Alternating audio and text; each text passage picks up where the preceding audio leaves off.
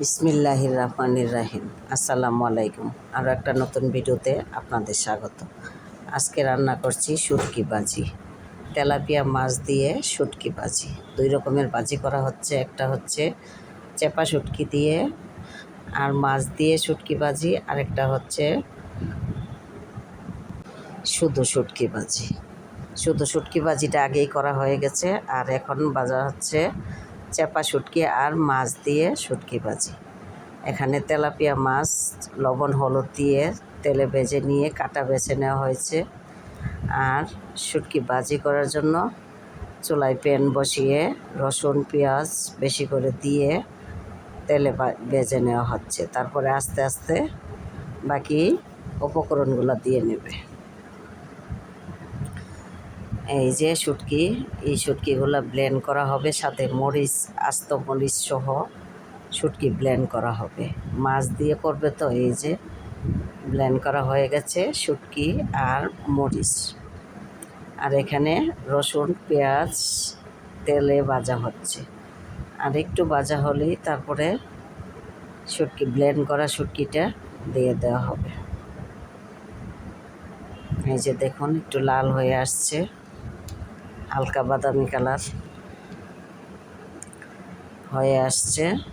এই যে এবার দিয়ে দেওয়া হয়েছে শুটকি আর মরিচ ব্লেন্ড করা। এটার মধ্যে অন্য কোনো মশলা দেওয়া যাবে না, শুধু লাল শুকনা মরিচ আর হচ্ছে শুটকি আর মাছ।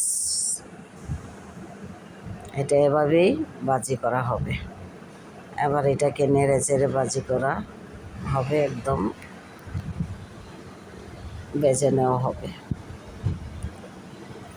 এই এখন দেওয়া হচ্ছে লবণ, পরিমাণ মতো লবণ দিয়ে তারপরে আবার নাড়াচাড়া করে দিচ্ছি যাতে লেগে না যায়, লেগে গেলে সমস্যা।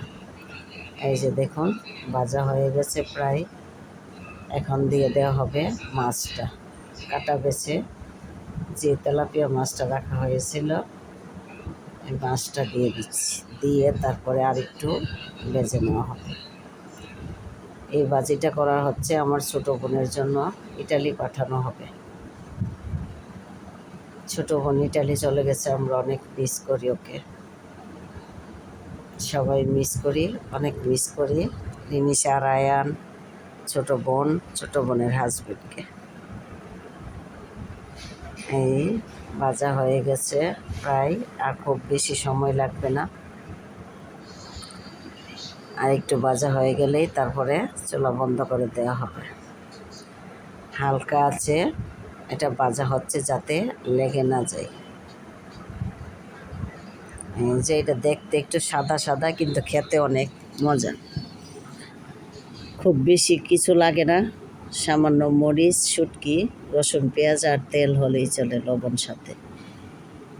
অল্প উপকরণেই এ ভাজিটা করা যায়, কিন্তু এ ভাজিটা খেতে অনেক স্বাদ।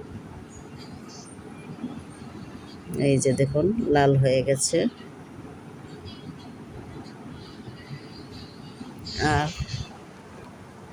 আর একটা এই যে শুধু শুটকি ভাজিটা, সবগুলো কেমন হয়েছে কমেন্ট করে জানান।